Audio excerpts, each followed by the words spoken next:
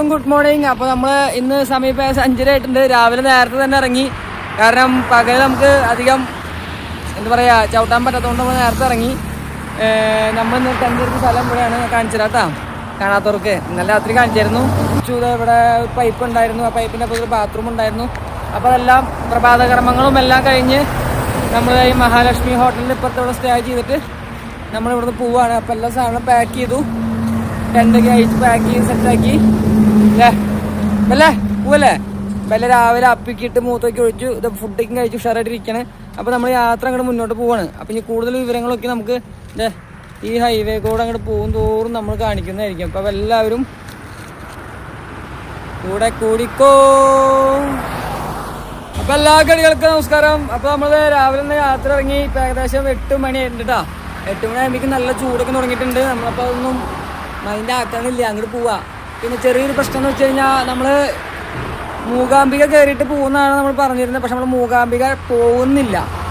അത് വേറെ ഒന്നുകൊണ്ടല്ല, മൂകാംബിക പോകണ വഴിക്ക് ഒരു 25 കിലോമീറ്ററോളം ഫോറസ്റ്റ് ഏരിയ കൂടെ പോകണം എന്നാണ് ജെമിനി ചേച്ചി പറഞ്ഞത്. അപ്പോൾ ഈ ഫോറസ്റ്റ് എന്ന് വെച്ച് കഴിഞ്ഞാൽ ഞാൻ ചെക്ക് നോക്കിയപ്പോൾ കടുവയും പുലിയും ആനയും കാട്ടുപോത്തും അങ്ങനെ മൃഗങ്ങളൊക്കെ ഉള്ളൊരു ഫോറസ്റ്റാണെന്ന് പറഞ്ഞത്. അപ്പോൾ റിസ്ക് എടുക്കാൻ നിൽക്കണില്ല. കാരണം എന്ന് വെച്ച് കഴിഞ്ഞാൽ നമ്മളെ സൈക്കിളിൻ്റെ കാര്യം അറിയാലോ, വെയിറ്റ്. നമ്മളെ സൈക്കിൾ എന്ന് വെച്ച് കഴിഞ്ഞാൽ കാണുന്ന പോലെയല്ല, അത്യാവശ്യം നല്ല വെയിറ്റ് ഉണ്ട്. നമുക്ക് വലിയ സ്പീഡിലൊന്നും പോകാൻ പറ്റില്ല.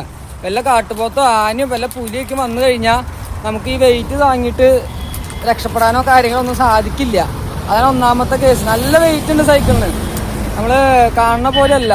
ഇപ്പം എന്ന് വെച്ച് കഴിഞ്ഞാൽ പിന്നെ ഗിയർ സൈക്കിളും അല്ല, നമ്മൾ നോർമൽ സൈക്കിൾ ആയതുകൊണ്ട് നമ്മൾ റിസ്ക് എടുക്കാൻ നിൽക്കണില്ല. നമ്മളിവിടെ നേരെ പൂനെ റോഡ് തന്നെ പിടിച്ച് പോവാണ് കേട്ടോ.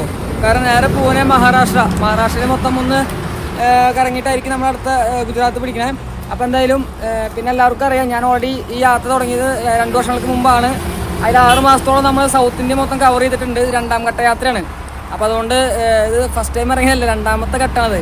3 ഘട്ടം കൊണ്ടാണ് നമ്മൾ എത്തുന്നത് പ്ലാൻ ചെയ്തേക്കണേ. അപ്പോൾ ഇനി നേരെ നോർത്തിലേക്കാണ് നമ്മൾ പോകണേ. ഓക്കെ. അപ്പോൾ അതുകൊണ്ട് മൂകാംബിക നമ്മൾ നൈസായിട്ട് ഒഴിവാക്കി. മൂകാംബിക മൂട് നമ്മൾ പ്രാർത്ഥിച്ചിട്ടുണ്ട്. അപ്പോൾ അതിനുള്ള സപ്പോർട്ടൊക്കെ നമുക്ക് ദൈവം തന്നിട്ടുണ്ടമ്മ. അപ്പോൾ ആ വഴിക്ക് വരണ്ട, വഴിക്ക് പോയിക്കോളാൻ പറഞ്ഞു. കാരണം ഈ ഒന്നാമത് ചൂടാണ്, മൃഗങ്ങളൊക്കെ ഇറങ്ങി നടക്കുന്ന സമയമാണ്. അപ്പോൾ നമ്മൾ ഈ സൈക്കിളിൽ പോയിട്ട് വെറുതെ പെടണ്ട. പിന്നെ ചെറിയ റോഡൊക്കെയാണെന്ന് പറയണേ. അപ്പോൾ എന്തായാലും നമ്മൾ നേരെ അങ്ങോട്ട് പോകാം. നമുക്ക് യാത്ര തുടങ്ങാം. ഏകദേശം നമ്മൾ 500 കിലോമീറ്ററോളം റൈഡ് കഴിഞ്ഞിട്ടുണ്ട് കേട്ടോ. അപ്പോൾ ബാക്കിയുള്ള കാര്യങ്ങളൊക്കെ വഴി അറിയിക്കുന്നതായിരിക്കും. അപ്പോൾ നമ്മൾ യാത്ര തുടങ്ങാണ്. എന്തായാലും ഇനി 2 മണിക്കൂർ, ഒരു 10 മണിക്കൂറിലെങ്കിലും അല്ലെങ്കിൽ അടുത്ത എവിടെയെങ്കിലും സ്ഥലം നമുക്ക് ഇരിക്കാൻ പറ്റിയ വല്ല കടയോ അങ്ങനെയൊക്കെ കിട്ടി കഴിഞ്ഞാൽ നമ്മൾ ഇരുന്ന് ഫോണിലൊക്കെ ചാർജൊക്കെ ചെയ്ത് ഉച്ച കഴിഞ്ഞിട്ട് ഇറങ്ങാനുള്ള പരിപാടിയാണ്. കാരണം ഇപ്പോഴേ ചൂട് തുടങ്ങിയിട്ടുണ്ട്. അപ്പോൾ പതുക്കെ പോകുന്നുള്ളൂ. അപ്പോൾ എന്തായാലും നമുക്ക് അടുത്ത